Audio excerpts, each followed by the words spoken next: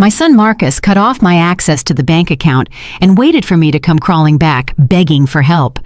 A whole month passed, and I never called him once. When he finally drove over to my place and saw what car was parked right out front, his legs started to shake. But let me tell you how this whole mess began. Welcome to Betty's Stories. I share new life stories here every day, and I'd really appreciate it if you hit subscribe and liked my video. Now, let's jump back into my story. I'm sure you'll love it if you keep listening till the end. I was in line at the grocery store, my cart completely full. I had chosen every single item with care, calculating the prices just like I always did, because even though there was money in that account, I never stopped being the woman who learned how to stretch every single dollar. I pushed the vegetables through, the chicken, the detergent, and the medication for my blood pressure. The cashier smiled and said the total, $187.50. I slid my debit card through the reader. I waited. The machine gave a dry, clipped sound. Declined. The cashier frowned. I tried again, but it was declined once more. I felt the blood rush to my face. The people behind me started shifting nervously. Someone sighed, impatient. The cashier looked at me with that mix of pity and annoyance I will never forget. I had to leave the full cart right there and walk out of the store with empty hands and my head hanging low. I got home shaking, not from the cold, but from a humiliation that was burning me up inside. I tried to log into the bank app on my phone, user or password incorrect. I called the bank. The automated voice asked me to verify my identity. After 10 minutes on hold, a young woman explained to me in a professional, distant voice that my access to the account had been modified. Only the primary account holder could make transactions now. Marcus. My son. Marcus. The same one who had insisted 2 years ago that we put everything in his name to make things easier, so I wouldn't have to worry about a thing. How foolish I was, how blind, how naive to believe that my own child, the creature I carried in my belly, the baby I nursed, the boy I raised alone after his father up and left us, would never do something like this to me. I hung up the phone and stayed put on the living room sofa, the very same sofa where Marcus used to sit as a boy watching cartoons while I got home from my second job, my feet swollen and aching.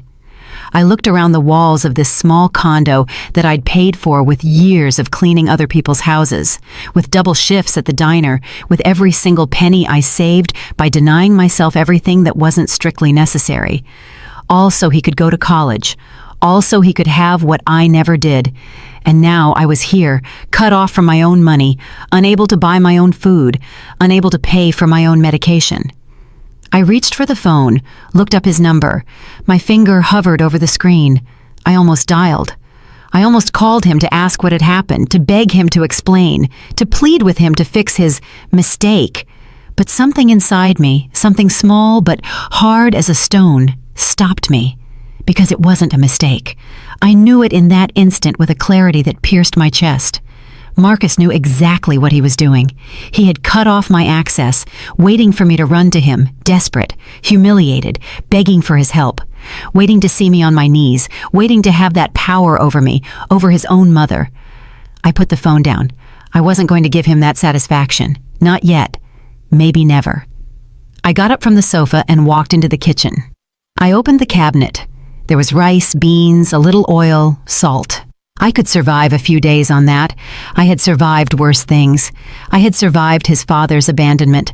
I had survived the poverty that forced me to wash other people's clothes until my hands bled. I had survived the sleepless nights, sewing uniforms to earn a few extra dollars. I had survived everything, and I would survive this too. That night, I couldn't sleep. I lay staring at the dark ceiling, listening to the hum of the old refrigerator, feeling my mind replay every moment of the last few months. The signs had been there. I simply hadn't wanted to see them. The visits that grew further and further apart. The calls that became shorter and colder. The way Marcus would look away when I spoke. The way his wife, Tiffany, that woman who never looked at me with genuine affection, would smile smugly whenever she saw me. The forgotten birthdays, the broken promises, the Mother's Day that passed without a single word from him. I remembered the last time I went to their house. It was 3 months ago. I had baked his favorite chocolate cake, the one I used to make when he was a boy, the one that always brought a smile to his face. I rang the doorbell. Tiffany opened the door, looking annoyed. She told me they were busy, that I should have called first, that it wasn't a good time.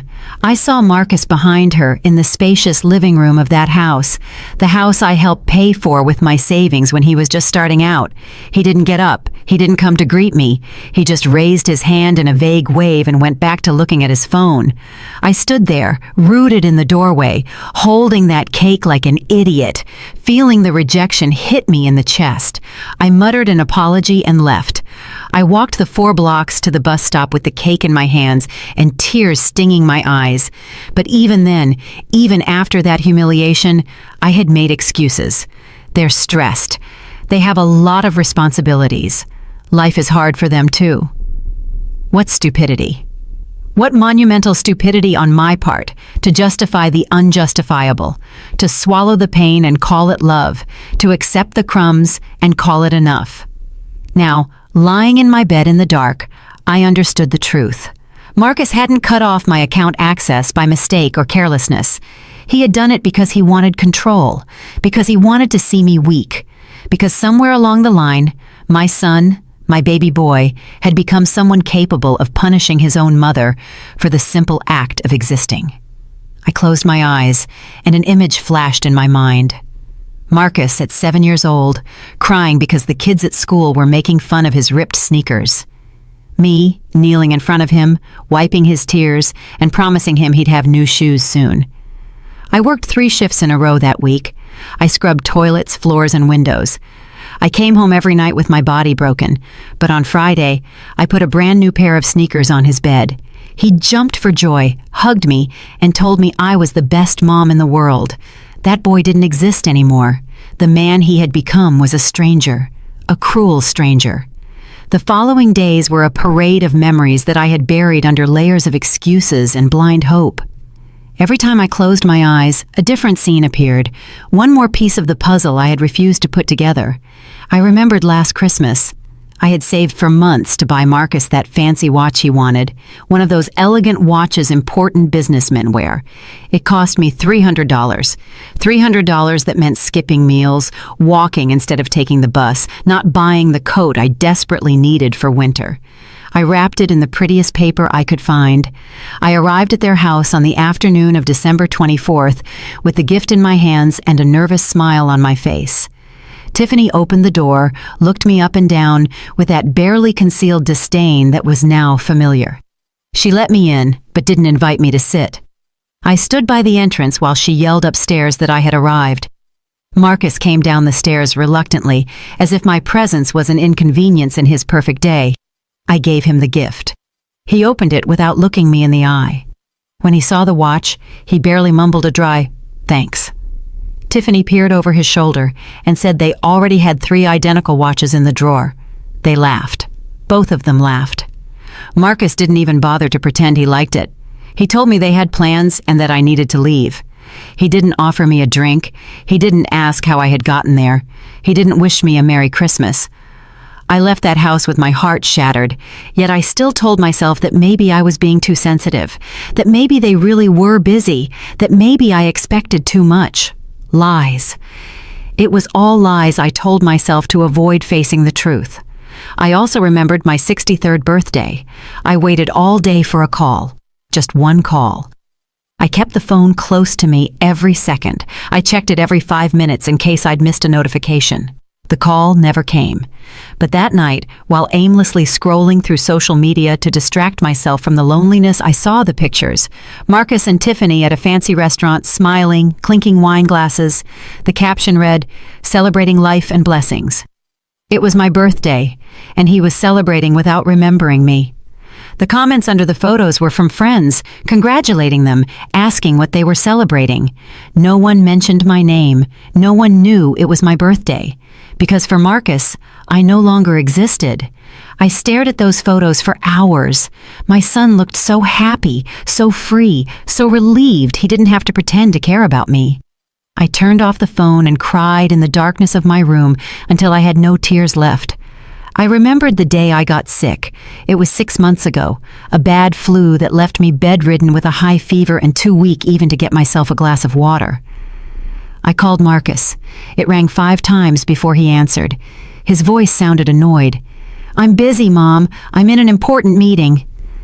I explained that I felt terrible, that I couldn't even get up. There was a long silence. Then he told me to drink some hot tea and rest. That was it. He didn't come to see me. He didn't call back to check on me. He didn't even send a text message. It was 5 days of fever. 5 days during which my neighbor, Ms. Gladys Jenkins, a woman I barely knew, was the one who knocked on my door every morning with a thermos of hot soup and medicine she bought with her own money. Her, a stranger who owed me nothing, who had no obligation to me, while my own son didn't lift a finger. When I finally recovered and called him to tell him I was better, he replied with a distracted, "That's good, Mom," as if we were talking about the weather, as if I were a distant acquaintance and not the woman who brought him into the world. I remembered the times I asked him for help with simple things, a stubborn lock I couldn't open, a light bulb that needed changing on the high ceiling, a heavy piece of furniture that needed moving. He always had an excuse. He was always busy. It was always, "Tomorrow, Mom, I can't today." That tomorrow never came. But when he needed money for the down payment on his house, I didn't hesitate for a second. I gave him my savings, $12,000 I had saved for my old age, for emergencies, to feel secure. I gave it to him without a second thought, because he was my son, because I trusted him, because he promised he'd pay me back in 6 months. 3 years had passed. I hadn't seen a single dollar back, and now I understood why. Marcus never intended to pay it back. He knew I would never ask for it. He knew he could take and take without giving anything in return. Because mothers forgive. Because mothers forget. Because mothers keep loving, even when they're treated like trash. I sat at the kitchen table with a cold cup of tea in my hands. I looked at the walls of this apartment, full of memories, photos of Marcus at every stage of his life, his first day of school, his graduation, his wedding. In all the photos, I was there, always by his side, always smiling, always proud. But in real life, I had ceased to exist for him a long time ago. The truth hit me with brutal force. Marcus hadn't forgotten me by accident. He wasn't too busy. It wasn't that life had absorbed him. He had decided to erase me. He had decided I was a burden, an uncomfortable reminder of his humble past, a shame he preferred to keep far away from his new life of success and appearances. And I, like a fool, had allowed every slight. I had justified every rejection. I had swallowed every humiliation with a smile and a, "It's okay, son, I understand."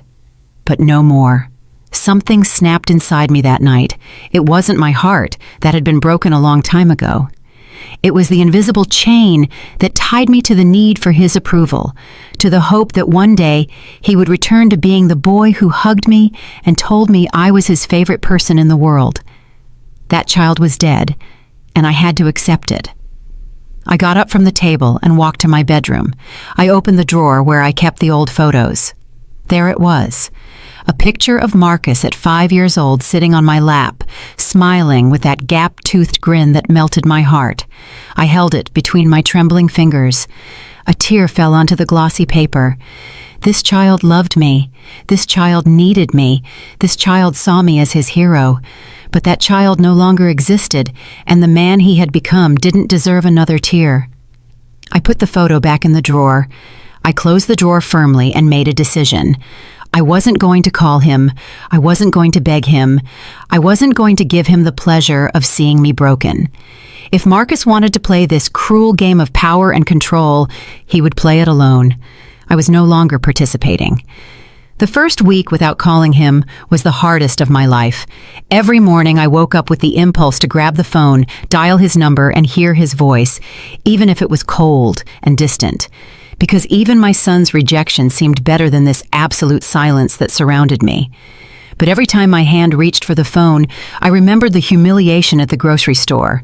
I remembered his laughter when he saw the watch I gave him. I remembered how he left me sick and alone for 5 days without even asking if I was still alive. And then I would pull my hand back and take a deep breath. The days dragged on, slow and heavy. I sat by the window watching the street. I saw mothers with their children. I saw them laughing together, hugging, and I felt such deep pain in my chest that sometimes it was hard to breathe. But I didn't call. The rice and beans were running out.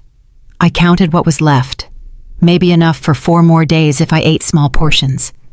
I opened my purse. $22 in cash. That was all I had in the world. $22 and a son who was waiting to see me crawl back to him. I sat on the edge of my bed and let the reality wash over me like a cold wave. I was alone, completely alone. At 64 years old, penniless, cut off from my account with nowhere to turn. Fear settled in my stomach like a cold stone. I could die right here, and Marcus wouldn't find out until someone reported the smell. I could get sick again, and there would be no one to knock on my door. I could scream, and no one would hear me. The tears began to fall uncontrollably. I cried like I hadn't cried since I was a child. I cried for the mother I was. I cried for the sacrifices I made. I cried for the love I gave that was never enough. I cried for the woman who was now sitting on this bed, invisible and forgotten. But at some point, in the middle of that heartbreaking cry, something shifted. The crying stopped. The tears dried. And in their place, something different appeared.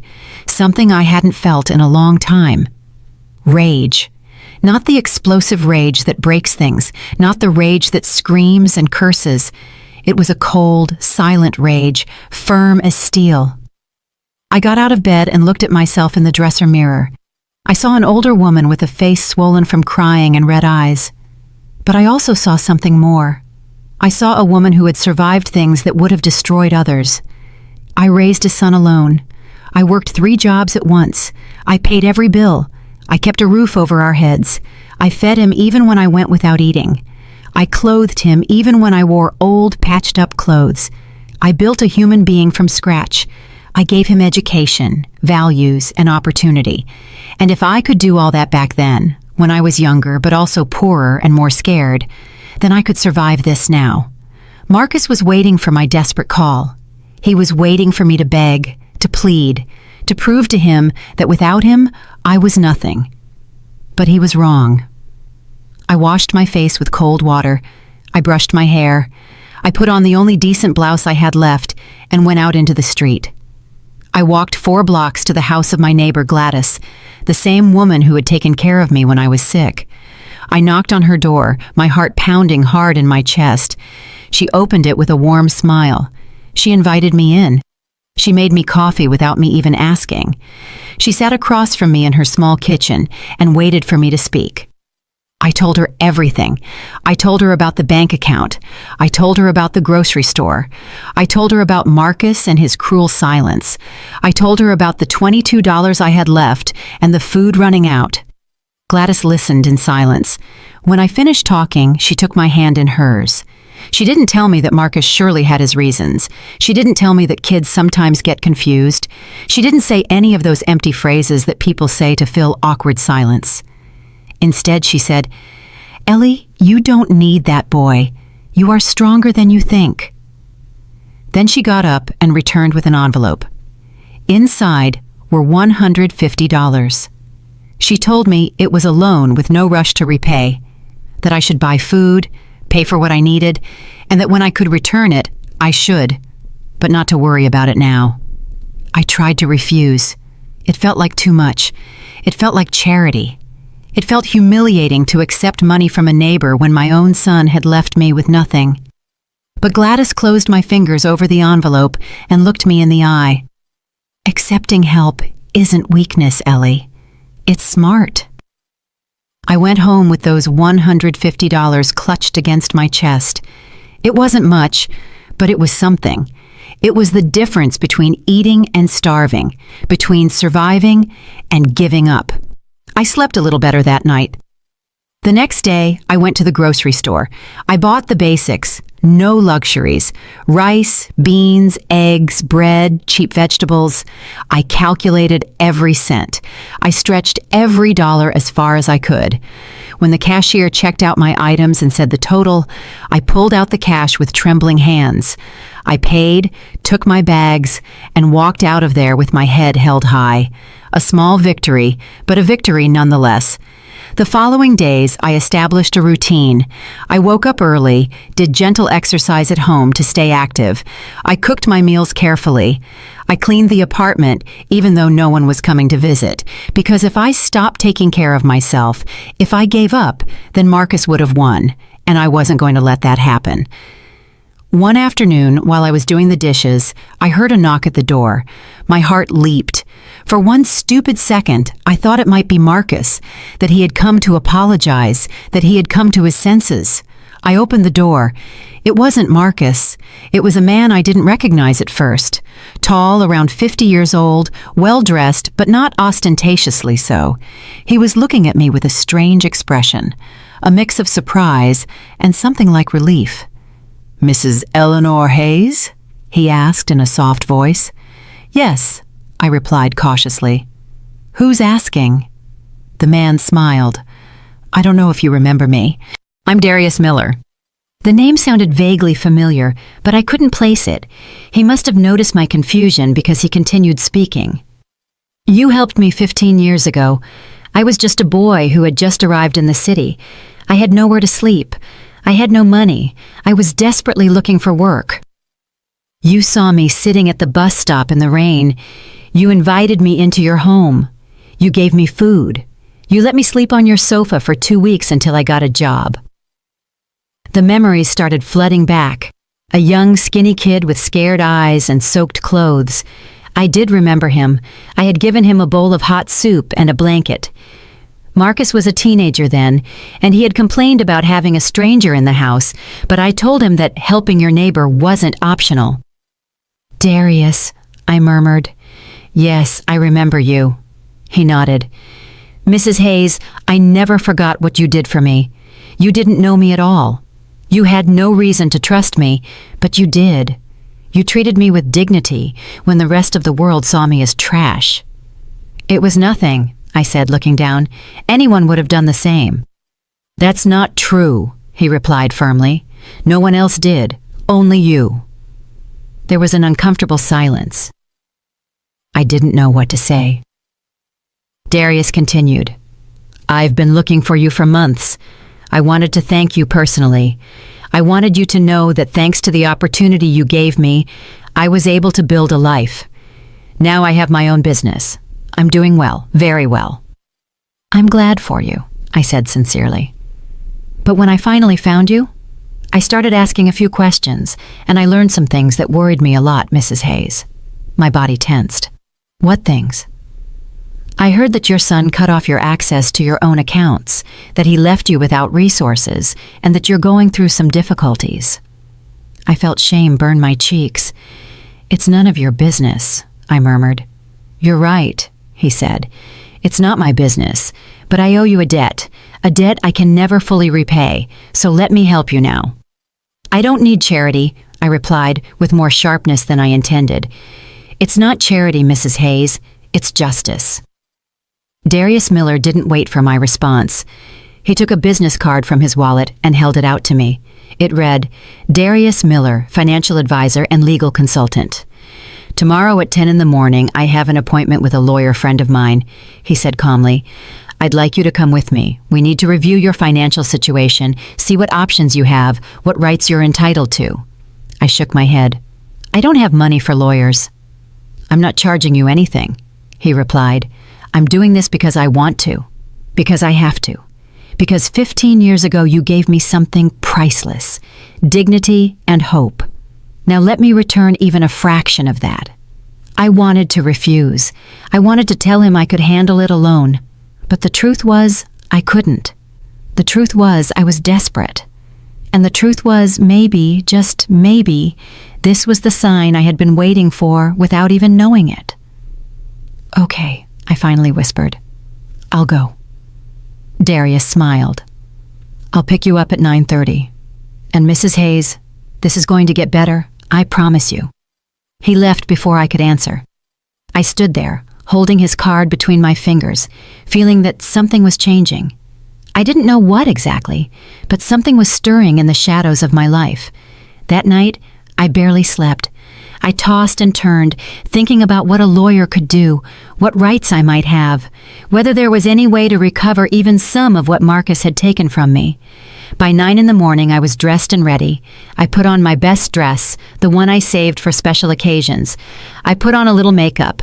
I carefully styled my hair. I wanted to look dignified. I wanted to look strong.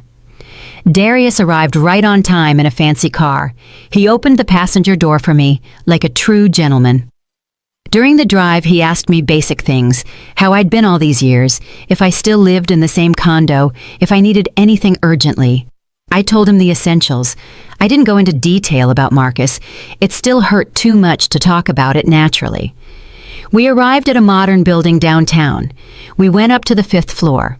The office was spacious and bright. The door read, Mr. Kenneth Thompson, Family and Estate Law.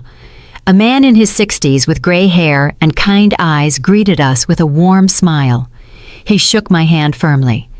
Mrs. Hayes, it's a pleasure to meet you. Darius has told me a little about your situation. Please have a seat. We'll go over everything calmly. I sat in a comfortable chair across from his desk. Darius sat beside me. Ken opened a notebook and picked up a pen. Tell me everything from the beginning, he said softly. What exactly happened with your bank account? I took a deep breath and began to speak. I told him how Marcus had convinced me to put everything in his name, how he had promised it was to make things easier, how I had trusted him blindly. I told him about the day at the grocery store, about the call to the bank, about the month that had passed without access to my own money. Ken listened, taking notes. Occasionally he asked specific questions, how long the account had been in Marcus's name, whether I had signed any documents, whether there was any proof that I had contributed to the money. I explained that my deceased husband's Social Security survivor benefits were deposited into that account, and that I had also put in my own savings, that technically part of that money was legally mine. Ken nodded slowly. This is financial abuse, he said firmly, and it is potentially a crime. Your son cannot simply cut off your access to funds that legally belong to you, especially if your Social Security is deposited there. I felt something stir in my chest. You mean I can do something? Not only can you, Mrs. Hayes, you must, he replied. This is a violation of your rights, and there are legal ways to recover what is yours. But he's my son, I murmured. I don't want to get him into trouble. Ken looked at me with a mixture of compassion and firmness. Mrs. Hayes, your son left you without money to eat. He left you without access to your medication. He put you in a situation of extreme vulnerability. He's already in trouble. Trouble he created himself. Tears began to well up in my eyes. I couldn't help it. All of this was too much, too real, too painful. Darius handed me a tissue. Ken waited patiently for me to compose myself. What do I need to do? I finally asked, my voice trembling. Ken leaned back in his chair. First, we'll subpoena your bank records. We'll prove that you have a legal claim to those funds. Then, we'll send a formal letter to your son, demanding that he restore your access immediately. If he refuses, we will proceed legally. And if he claims the money is his, that you have no right to anything, then we'll go to court. And believe me, Mrs. Hayes, judges do not look kindly upon children who financially abuse their elderly parents, especially when there is clear evidence that you contributed to those funds. But that will take time, I said, feeling overwhelmed. I need money now, to eat, to survive. Ken looked at Darius. Darius nodded, as if they had discussed this beforehand. We already thought about that, Darius said.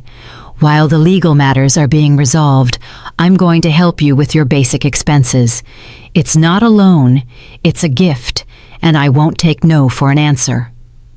I tried to protest, but Darius raised his hand. Mrs. Hayes, you gave me a roof and food when I had nothing. You treated me like your own son. Please let me do this. I didn't know what to say. The words were stuck in my throat. I could only nod as tears streamed down my cheeks. Ken continued to explain the process, the documents I would need, the steps to follow. Everything sounded complicated, but he explained it patiently, making sure I understood every detail. He also mentioned something that surprised me. Mrs. Hayes, I need to ask you something important. Did you ever lend your son money, specifically the $12,000 for the down payment on his house? How did you know that? I asked, astonished. I did some checking around, Darius replied. I talked to some people who know both of you, and that information came out. Yes, I loaned him that money, I confirmed. 3 years ago. He promised to pay it back in 6 months. He never did. Do you have any documents proving that loan? A contract? A receipt? Anything? I shook my head, ashamed. No, I trusted his word. He was my son. Ken sighed. That complicates things. Without written proof, it's difficult to recover that money, but we can try to include it in the general lawsuit. Sometimes children confess to these things when they're under legal pressure. We spent 2 more hours in that office. I signed documents authorizing Ken to request my bank records. I signed a power of attorney so he could act on my behalf. I signed everything they put in front of me because, for the first time in weeks, I felt like someone was on my side. When we left the building, the sun was shining brightly. Darius took me to lunch at a modest but cozy restaurant. He ordered for both of us without asking what I wanted, as if he knew I was too emotionally exhausted to make decisions.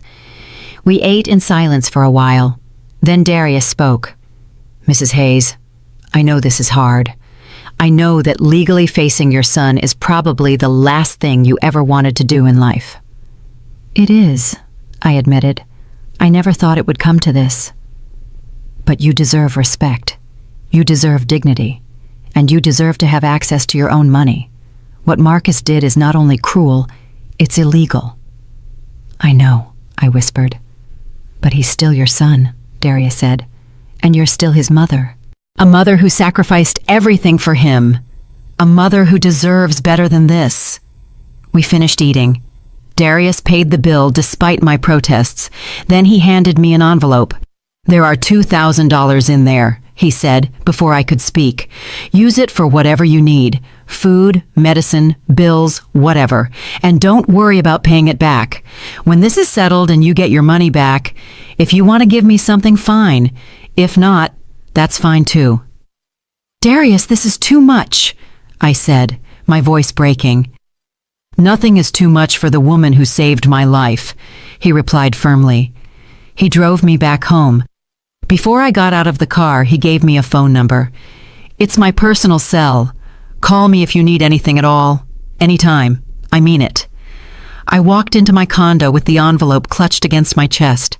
I closed the door, leaned against it, and finally, after weeks of pain and fear, I felt something different. Hope. The following days were a whirlwind of activity that I hadn't experienced in a long time. I felt useful, busy, alive in a way I had forgotten was possible. Ken called me 3 days after our meeting. His voice sounded satisfied. Mrs. Hayes? I have good news. I got the bank records from the last 5 years. And what do they say? I asked, my heart pounding. They say you have a solid case. Your Social Security survivor benefits have been deposited into that account religiously every month. That's $250 monthly for 5 years. That's $15,000 that entered that account and is legally yours. The number took my breath away. I had never thought of that money that way. I had never added it up. I only knew that my pension arrived and that Marcus supposedly used it to help me with my expenses. But now I realized that I barely saw any of that money. Marcus gave me $200 a month when he remembered. Sometimes less, sometimes nothing. Where was the rest of my money? That's the right question, Ken said. The records show that Marcus has been spending freely from that account. Expensive restaurants, travel, luxury purchases. There's a charge for $8,000 at a jewelry store 6 months ago. Another for $15,000 at a travel agency a year ago. I felt the rage return, cold and hard. Marcus had been living well on my money while I was counting pennies to buy rice. There's something else too, Ken continued. I found evidence that you deposited your own savings into that account. $2,500 4 years ago, money you earned working before you retired." "Yes," I said, my voice trembling. "That was when Marcus convinced me to unify everything into a single account so it would be easier to manage. He said that way he could help me better with my finances." "What he did is called misappropriation of funds, Mrs. Hayes, and we have all the evidence we need to prove it." "What's next?" I asked. "Now we send him a formal letter. A letter explaining that we know exactly what he did, that he has 7 days to restore your full access to the account, and to compensate you for the funds he improperly spent.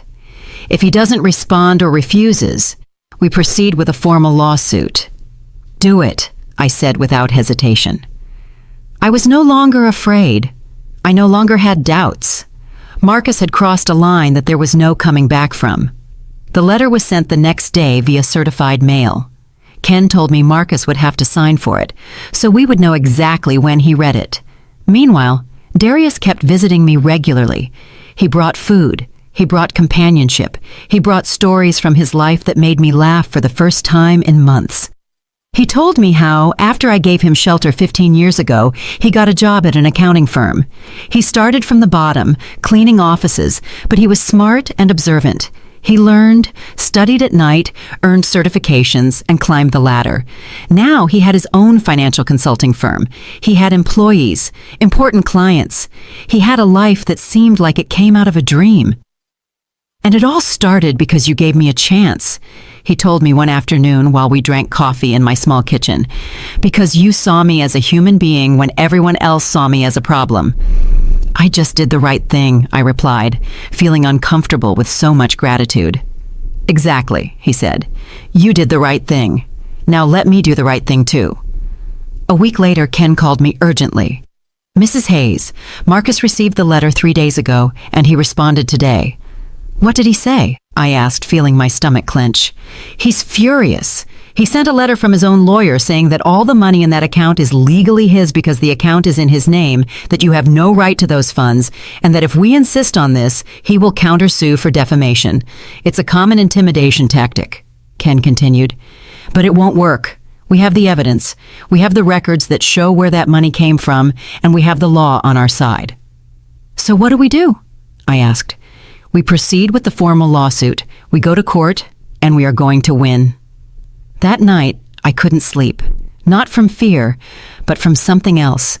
The certainty that this was really happening, that I was truly facing my own son, that our relationship, whatever little was left of it, was about to be completely destroyed. But there was no turning back, and honestly, I didn't want to turn back anymore. Darius showed up at my door the next day with something unexpected. A new cell phone, more modern than the old one I had. "You need a better phone," he said, handing it to me. "It's already set up. It has my number and Ken's, and I also got you an unlimited data plan so you can call and use the internet without worrying." I tried to refuse, but he insisted. "Plus," he said with a smile, "I need you to be able to receive emails because I have something else for you." "What is it?" I asked, confused. I sat down in front of the laptop he had brought. Darius opened several documents on the screen. "I did a complete investigation of your financial situation," he explained. "And I found something interesting. You worked for a cleaning company for 25 years, right?" "Yes," I confirmed. "Until I retired 6 years ago. That company had an employee retirement fund, a fund that you automatically contributed to from your paycheck every month. It's a small amount, but over 25 years it accumulated. I didn't know anything about that," I said, surprised. "Most employees didn't," Darius replied. "The company didn't make much effort to inform people, but I investigated, I talked to them, and it turns out you have $8,500 in that fund that you never claimed. $8,500, another number that seemed unreal." "How is it possible that they never told me?" I asked. "They sent a letter to your address when you retired, but according to their records, the letter was returned, probably because you had already moved to this condo." Darius took some forms from his briefcase. "You need to sign these documents to claim that money. The process takes about 3 weeks, but that money is yours, legally without dispute." I signed the papers with trembling hands. I couldn't believe what was happening. Money I thought I didn't have. Money that was mine by right. Money that meant independence. But that's not all, Darius continued. I also checked if you qualified for any assistance programs for seniors, and it turns out you do. There's a state program that can provide you with an additional $250 a month for medical and food expenses. How come I didn't know any of this? I asked, feeling overwhelmed.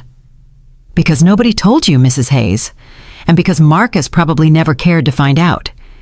He wanted you to depend on him, to need him, because that gave him power.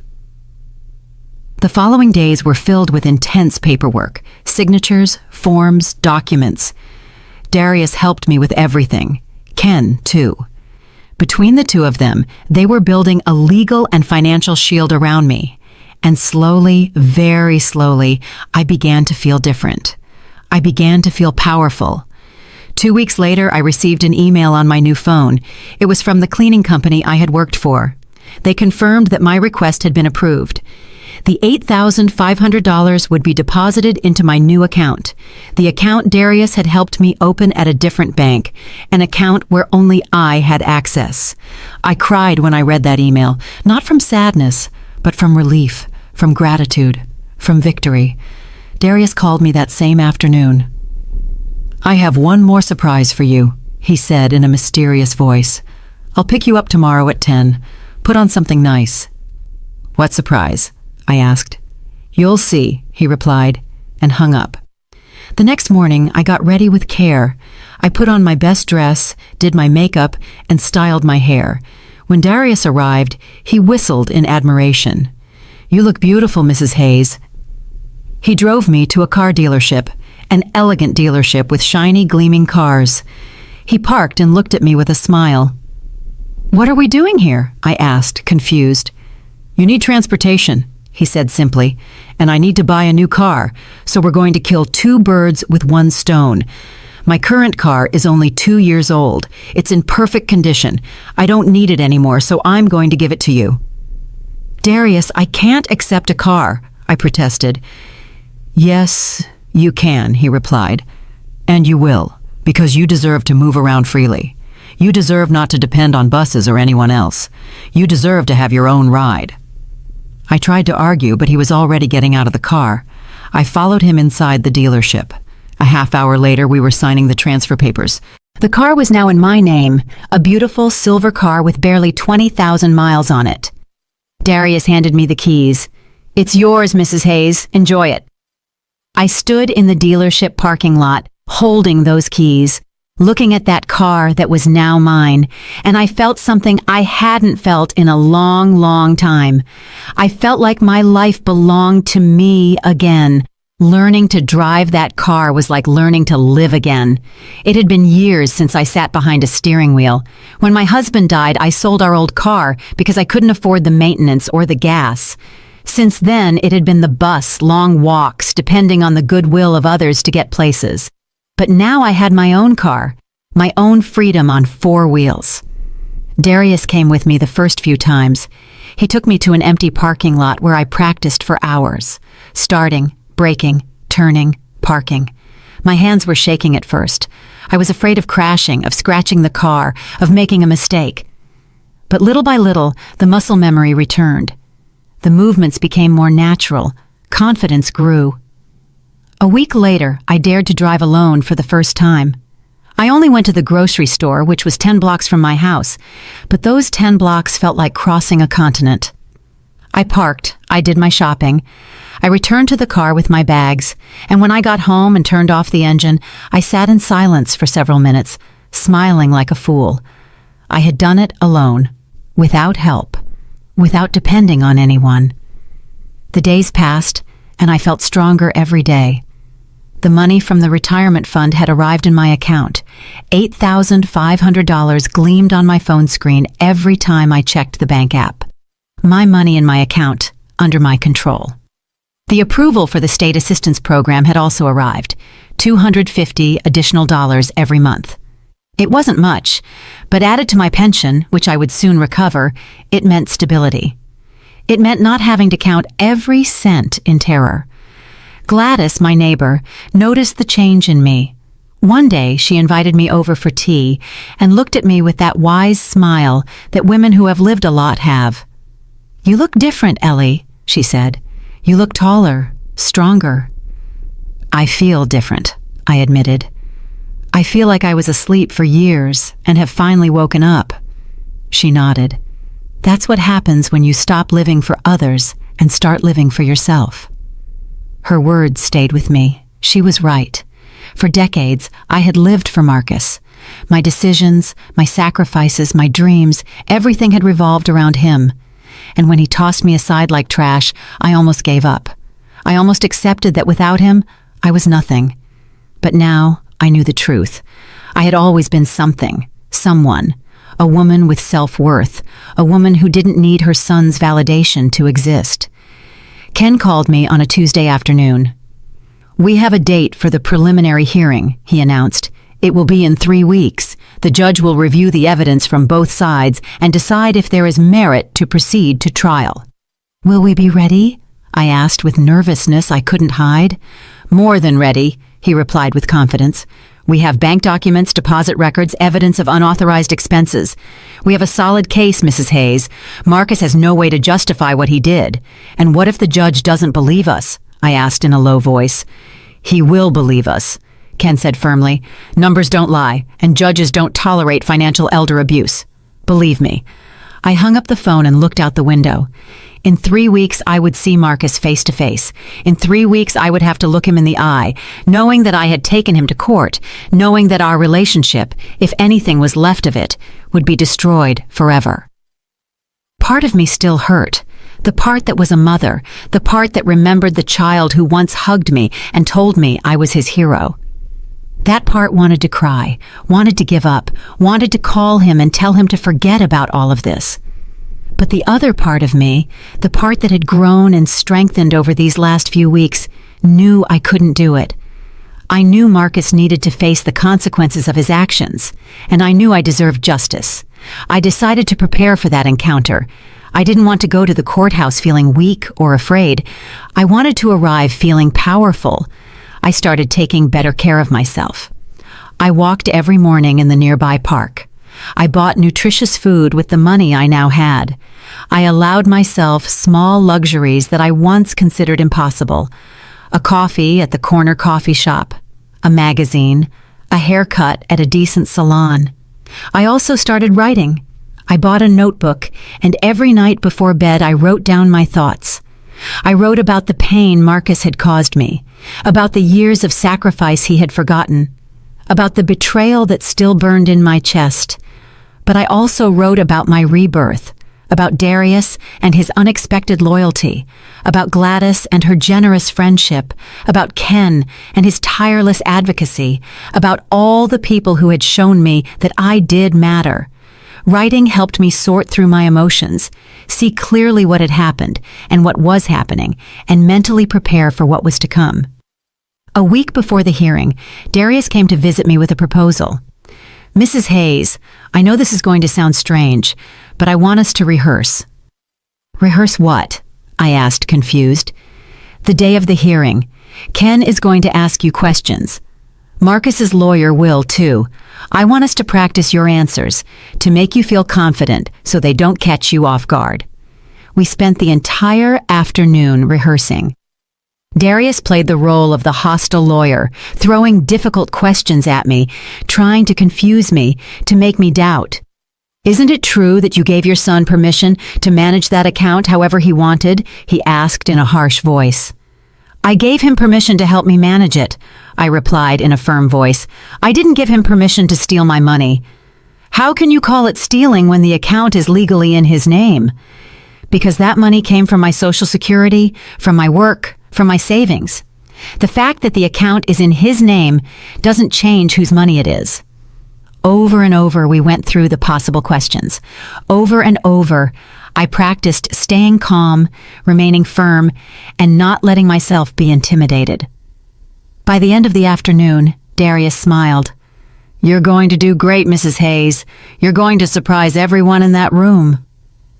2 days before the hearing, I did something I hadn't done in weeks. I took out the old photos of Marcus, the ones I had put away in the drawer, the ones that showed the smiling boy he once was. I looked at them one by one. Marcus at 3 years old, covered in chocolate. Marcus at 8, proudly showing off his first soccer trophy. Marcus at 15 on his high school graduation day. Marcus at 22, the day he graduated from college. In every photo, I was there, behind him, beside him, holding him up, cheering him on, loving him. But he no longer saw me. He no longer valued me. He no longer loved me the way a son should love his mother. I put the photos back in the drawer. I closed the drawer gently and decided I wouldn't take them out again, not because I wanted to forget, but because I needed to move on. The night before the hearing, I couldn't sleep. I tossed and turned, imagining what it would be like, how I would feel seeing Marcus after almost 2 months without contact. What expression would be on his face? Would he feel shame? Would he feel regret? Would he feel anything at all? At 6 in the morning, I got up. I showered with hot water, letting the steam fill the bathroom. I dressed in the most elegant outfit I had, a gray suit I had bought at a consignment store, but that looked dignified and professional. I put on my makeup carefully. Not too much, just enough to look rested and confident. I pinned my hair back in an elegant bun. When I looked in the mirror, I saw a woman I didn't entirely recognize. A woman with a straight back, a firm gaze, and a jaw clenched in determination. This was me now. No longer the pleading mother, no longer the woman who accepted crumbs, no longer the one who apologized for existing. Darius arrived right on time at 8. He opened the car door for me with an encouraging smile. Ken was waiting for us at the courthouse entrance with his briefcase full of documents. "Are you ready?" he asked. I took a deep breath. "I'm ready." We entered the building. Our footsteps echoed in the marble hallways. The air smelled of old paper and pending justice, and then, turning a corner, I saw him. Marcus was standing in front of the hearing room. He was wearing an expensive suit. Next to him was his lawyer, a tall man with a serious expression, and next to him, Tiffany, glaring at me with barely concealed disdain, as if I were the villain in this story, as if I were the one who had done something wrong. Our eyes met, and in that moment, when I saw the expression on his face, a mixture of shock, rage, and something akin to fear, I knew I had made the right decision. I wasn't going to back down. I wasn't going to give up. I wasn't going to give him the pleasure of seeing me broken. I raised my chin, held his gaze without blinking, and walked toward the hearing room with my head held high. The hearing room was smaller than I had imagined. Cream-colored walls, rows of wooden benches, and at the front, the elevated desk where the judge would sit to decide our fate. Ken guided me to our table. Darius sat in the first row behind us, his presence quiet but comforting. Across the room, Marcus sat down next to his lawyer. He didn't look at me again. He kept his gaze forward, his jaw tight, his hands clenched on the table. Tiffany sat behind him, glaring at me. "All rise," the bailiff announced. The judge entered. A man in his 60s with completely white hair, his expression serious but not cruel. He sat down and gestured for us to do the same. "Case number 47328, he read from his computer. Eleanor Hayes versus Marcus Hayes. Dispute over fund access and misappropriation. Let us proceed." Ken stood up. "With your permission, Your Honor, I would like to present my client's situation first." The judge nodded. "Go ahead." Ken began to speak. His voice was clear, firm, and professional. He explained how Marcus had convinced me to put the account in his name, how he had cut off my access without warning, and how he had left me without resources for basic necessities. Then he presented the evidence. The bank records projected onto a large screen, my monthly Social Security deposits clearly marked, and the excessive withdrawals and expenditures Marcus had made. "A charge of $8,000 at a jewelry store," Ken pointed out. "Another for $15,200 at a travel agency. Multiple charges at luxury restaurants, totaling over $20,000 in the last year. All of this while my client was surviving on rice and beans." The judge studied the documents carefully, making notes. From time to time, he looked up at Marcus, who was sinking lower and lower into his chair. "We also have evidence," Ken continued, "that Mrs. Hayes deposited $2,500 of her own savings into this account 4 years ago, money she earned working, money that Mr. Hayes has used as if it were his own." Marcus's lawyer stood up. "Objection, Your Honor. The account is legally in my client's name. He has every right to manage those funds as he sees fit." The judge looked at him with a raised eyebrow. "Even when those funds come from his elderly mother's pension? Even when he left her without access to her own money? Even when she needed that money to survive?" The lawyer hesitated. Mr. Hayes was trying to protect his mother from unnecessary expenses, trying to ensure the money was used wisely. "By buying $8,000 in jewelry?"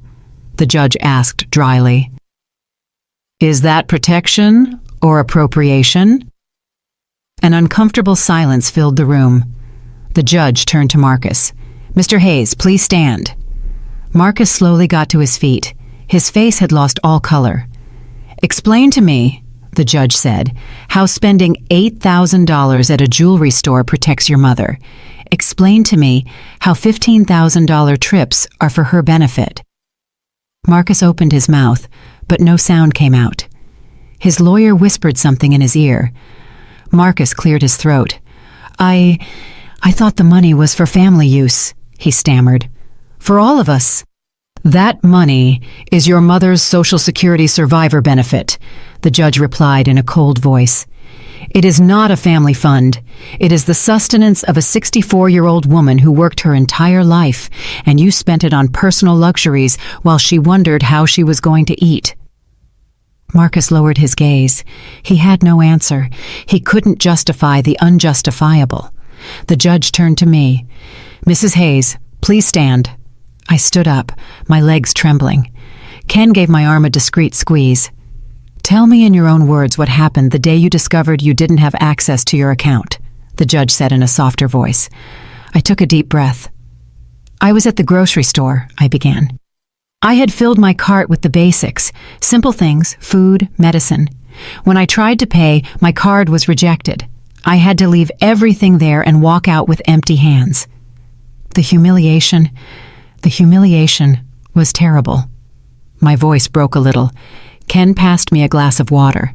I took a sip and continued. "I called the bank and they told me that only the account holder could make transactions. My son, the son I raised alone, the son I worked 3 jobs for, the son I gave everything I had to, he had cut off my access without even telling me." "And what did you do after that?" the judge asked. "I almost called him," I admitted. "I almost begged him to explain, but then I realized it wasn't a mistake. He knew what he was doing. He was punishing me. He was controlling me. He was waiting for me to come groveling to him, but I didn't." "You did not," the judge confirmed. "No, I did not," I said firmly. "I wasn't going to give him that satisfaction." The judge nodded with what seemed like approval. He turned back to Marcus. "Mr. Hayes, be seated." Marcus dropped into his chair.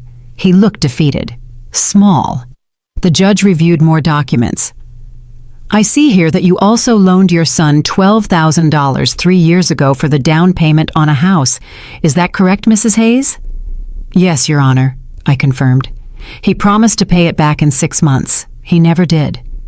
"And do you have any documents proving that loan? A signed contract?" I shook my head, ashamed. "No." I trusted his word. He was my son. The judge looked at Marcus sternly. "Mr. Hayes, is it true that your mother loaned you that amount?" Marcus hesitated. His lawyer whispered something urgently. Finally, he nodded. "Yes, it's true, and I intended to pay her back.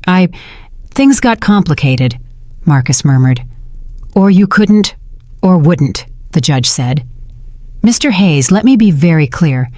What you did is not only morally reprehensible, it is legally questionable. Cutting off an elderly woman from her own pension, spending those funds on personal luxuries, and then having the audacity to say it was to protect her, that borders on financial elder abuse, a serious offense in this state." Marcus's lawyer quickly stood up.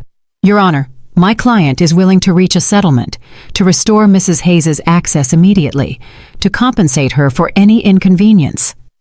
Ken stood up. With due respect, Your Honor, a simple restoration of access is not enough. My client demands compensation for the improperly spent funds. She demands the immediate repayment of the $12,000 loaned, and she demands that his name be removed from any account shared with Mr. Hayes to prevent future abuse. The judge considered this. Mr. Hayes, stand up again. Marcus rose with difficulty. He looked about to collapse. Do you have the financial capacity to compensate your mother for the funds you spent from her pension? The judge asked. Marcus looked desperately at his lawyer. I would need time. I don't have that